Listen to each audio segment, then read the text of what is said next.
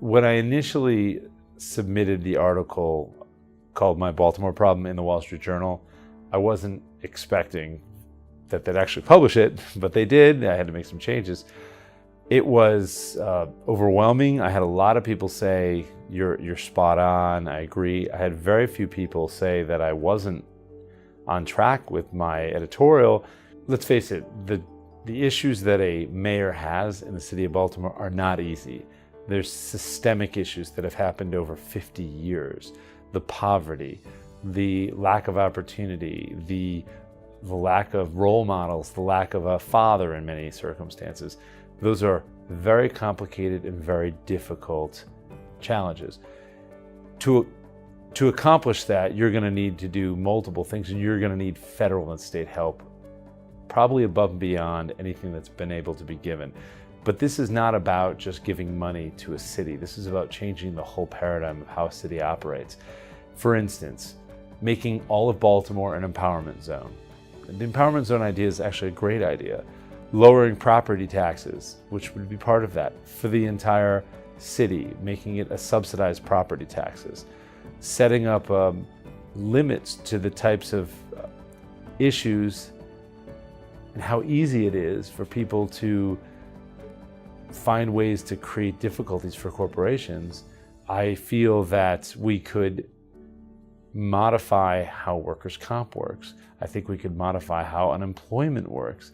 And if somebody was to get fired and then they come up and they dispute, and then they lose, I mean, there should be limited capabilities for them to re-up and reinitiate a unemployment hearing, because all these things take time and resources. I mean, I looked at the numbers on the Baltimore City budget and the number of people annually who work for the city who are on workers' compensation.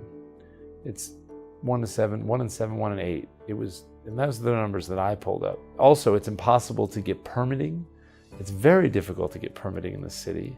It's very difficult to try to build something and to renovate and to do something. I mean, there's just a lot of obstacles. That needs to change. The entrepreneur in the city of Baltimore is overwhelmed. And they're going to be overwhelmed and okay with it as long as they're selling to the population of Baltimore.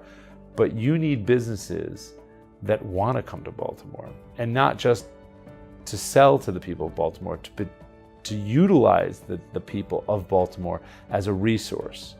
My perception after 17 years of business is that there are more challenges than there are perceived benefits. Now, the benefits do exist. We have a great number of universities that I can pull critical resources from, young, talented, interested resources. But that's in jeopardy with things like the riots.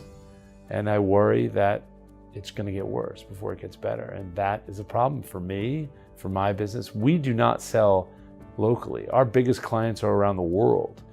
We're providing mobile device management, application life cycle support for all the mobile devices for some of the leading corporations in North America.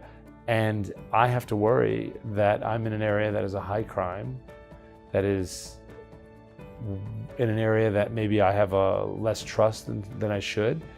And because of that, I have to keep an environment that's highly track and traceable. Of course, that's what we do. And full of security and cameras, and my stuff is not highly fensible. However, people's perceptions could lead to circumstances that could impact my business. I'm committed to the city. I've been committed to the city. I'm not the kind of person who just runs. I fight, and I've been fighting. I have a vision that there are ways to solve this problem, and it's just going to take a lot of time, a lot of resources, and a lot of unpalatable guts from political leaders to step forward and not be as concerned about their own reputation and their own success in front of their peers than it will people to step out of their comfort zone and take on interesting new challenges in terms of how to run the city and run a state.